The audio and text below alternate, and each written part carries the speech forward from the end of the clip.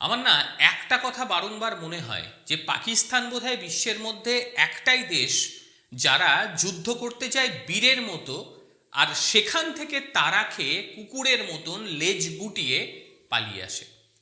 এই দৃশ্য শুধু একবার দেখা যায়নি, বহুবার গোটা পৃথিবীর মানুষ এদের দেখেছে। এরা যুদ্ধ করতে গিয়েছে বীরের মতো আর পালিয়ে এসেছে কুকুরের মতো। গতকাল রাতে কাবুলে হামলা চালিয়েছে, মানে আফগানিস্তানে হামলা চালিয়েছে, এবং সেখানে হামলা চালিয়ে বহু মানুষকে শেষ করে দিয়েছে, মানে সাধারণ মানুষের ঘরে হামলা চালিয়েছে।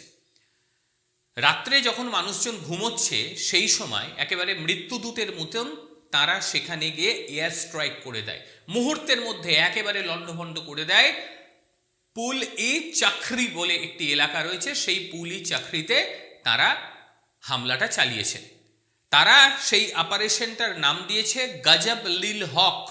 এই গজব লিল হকের মাধ্যমে তারা আফগানিস্তানে হামলা চালিয়েছে। একটা কথা অন্তত বলা যায় যে ভারতের পার্শ্ববর্তী দেশের একেবারে যুদ্ধ শুরু হয়ে গিয়েছে, মানে দক্ষিণ এশিয়ায় শুরু হওয়া যে যুদ্ধ তার মহড়া সেটা কিন্তু পুরো মাত্রায় আমরা দেখতে পাচ্ছি। এইবারে পুল ই চাকরি একটুখানি যদি আপনাদের আমি এই ম্যাপটা দেখাই তাহলে আপনারা খুব ভালোভাবে বুঝতে পারবেন। এই দেখুন, এই জায়গাটা রয়েছে পুল ই চাকরি, একেবারে পাকিস্তানের থেকে সীমান্ত লাগোয়া, এই সীমান্ত লাগোয়া পুল ই চাকরি। এখানে পাকিস্তান খুব সহজে এখানে তারা এয়ার স্ট্রাইক করতে পারে, এবং তারা এখানে এয়ার স্ট্রাইকটা করেছে। এইবারে যেটা গুরুত্বপূর্ণ বিষয়, যে এই যে জায়গাটার আমি কথা বলছি, গুরুত্বপূর্ণ বিষয় এই যে জায়গাটার কথা বলছি, এখানে ঘনবসতি সব থেকে বেশি রয়েছে, প্রচুর পরিমাণে মানুষ এখানে বসবাস করে। একই সঙ্গে যেমন ঘনবসতি রয়েছে সেরকম সামরিক যে কাঠামো, সেই সামরিক কাঠামো কিন্তু যথেষ্ট বেশি পরিমাণে রয়েছে। এই দেখুন পুল ই চাকরির পরিবেশটা একটু দেখায়, একেবারে প্রচুর বসতবাড়ি, পরপর দেখতে পাচ্ছেন কত বসতবাড়ি রয়েছে এখানে। সেই বসতবাড়ির সঙ্গে এখানকার সামরিক স্থাপনাও বেশ কিছু রয়েছে, সেটা আগেকার সরকারও সেটা করে গিয়েছে। এই রকম একটা জায়গায় বোম ফেলে দিয়েছে, একেবারে এয়ার স্ট্রাইক করে দিয়েছে। এইরকম একটা জায়গার মধ্যে যখন রাতের অন্ধকারে বিমান থেকে বোম ছুড়বে তখন স্বাভাবিকভাবেই বহু মানুষের মৃত্যু হবে। আর রাতের অন্ধকারে যখন এই গর্জনটা হলো তখন ধ্বংসস্তূপের নিচে চাপা পড়ে গেল বহু মানুষ, সেখানে রীতিমতো মৃত্যুর গর্জন চলছিল। এই যে গজব লিল হক তারা যে অপারেশন চালিয়েছে, সেই অপারেশনটা এতটা সাংঘাতিক ছিল যে সামরিক স্থাপনা তো কি গেছে সেটা বোঝা যাচ্ছে না, কিন্তু সাধারণ মানুষের বাড়িঘর, সাধারণ মানুষের প্রাণ যথেষ্ট বেশি পরিমাণে গিয়েছে।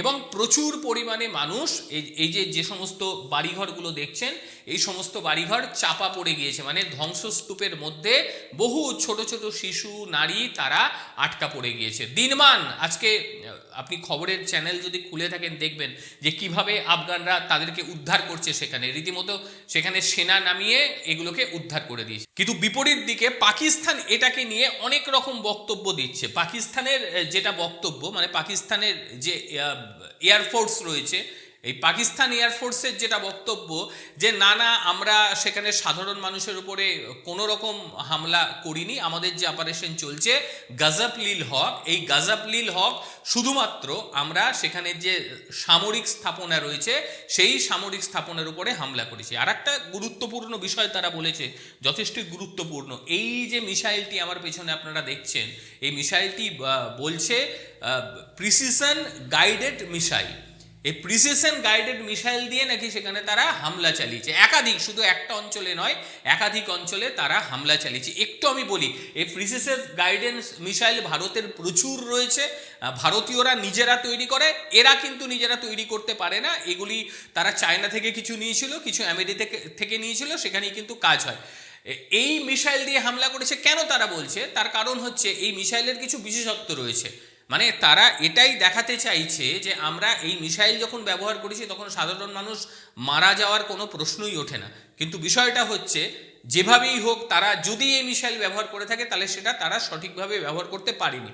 কেন বলছে সেটাও একটু বলি আপনাদের। এইখানে দেখুন লেখা আছে যে জিপিএস গাইডেন্স, অর্থাৎ জিপিএস বলতে যে স্যাটেলাইটের যে সিগন্যাল, এ স্যাটেলাইট সিগন্যালটাকে অনুসরণ করে, এ স্যাটেলাইট সিগন্যাল অনুসরণ করে যে জায়গায় স্থাপনা থাকবে সেখানে গিয়ে সে পড়ে যাবে, সেখানে গিয়ে সে ব্লাস্ট করবে।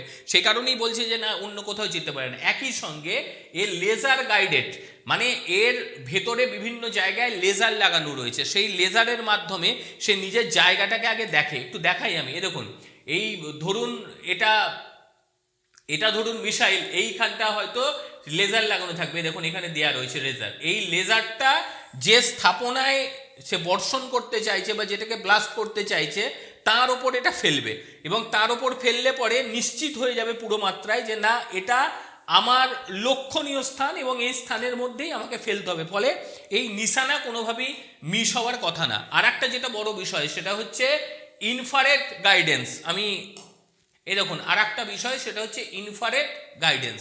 ইনফ্রারেড গাইডেন্স বলছে তাপীয়, এই যে আমি দাঁড়িয়েছি, আমার শরীরের যে তাপ, এইটা সে উপর থেকেই অনুভব করতে পারবে যে না, এখানে মানুষ রয়েছে, কত পরিমাণ মানুষ রয়েছে, মানুষের আকৃতি ঠিক কীরকম রয়েছে, তারপর সে বোম ফেলতে পারবে। আমি দেখাই বিষয়টা, তাহলে আপনাদের বিষয়টা অনেকটা স্পষ্ট হয়ে যাবে। এই দেখুন, এই রকম একটা অবয়ব সে দেখতে পাবে, এটা হচ্ছে ইনফ্রারেড তাপ, শরীরের যে তাপ সেটা পুরো মাত্রায় বুঝতে পারবে এবং সেখানে বোম ফেলবে। তাদের বক্তব্য যে এরকম যখন আমাদের এতটা ভালো রকম সব কিছু রয়েছে, তখন আমরা কি করে করতে পারি।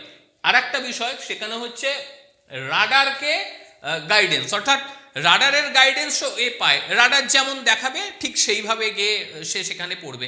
সেই কারণেই বারংবার তারা বলছে যে এই ধরনের আমরা প্রযুক্তি ব্যবহার করেছি, এবং এই প্রযুক্তি ব্যবহার করার ফলে তো বলাই যেতে পারে যে সেখানে সাধারণ মানুষের ঘরে পড়বে না, সাধারণ মানুষ সেখানে মারা যাবে না। কিন্তু বিষয়টা হয়ে গিয়েছে প্রচুর পরিমাণে সাধারণ মানুষ গতকাল রাতের যে হামলা, সেই গতকাল রাতের হামলায় মারা গিয়েছে। এইবার কোন কোন জায়গায় এই ধরনের মিসাইল ব্যবহার করেছে আমি দেখাই আপনাদের।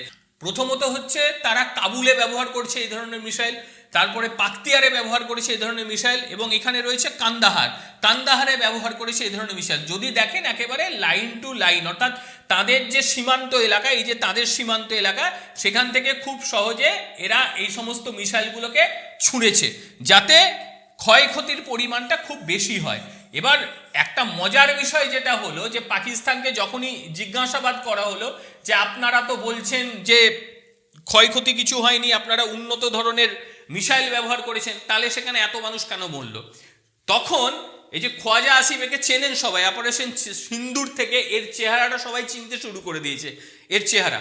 তার বক্তব্য যে না না, আমরা কোনো সাধারণ মানুষের ঘর বাড়িতে আক্রমণ শানায়নি, আমরা সেখানে তালেবানের প্রতিষ্ঠানের উপরে হামলা চালিয়েছি, আমরা টিটিপির উপরে হামলা চালিয়েছি।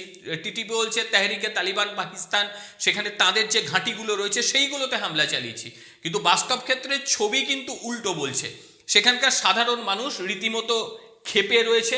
তারা বলছে যে যেভাবে আমাদের উপরে হামলা চালালো আমরা কিন্তু তাদের ছাড়বো না। আর তারপরই এই হামলার পরপরই যেটা ঘটলো সেটা হচ্ছে তালেবানরা রীতিমতো দলবল নিয়ে পাকিস্তানের উপরে হামলা করার জন্য তারা প্রস্তুতি নিয়ে নিল।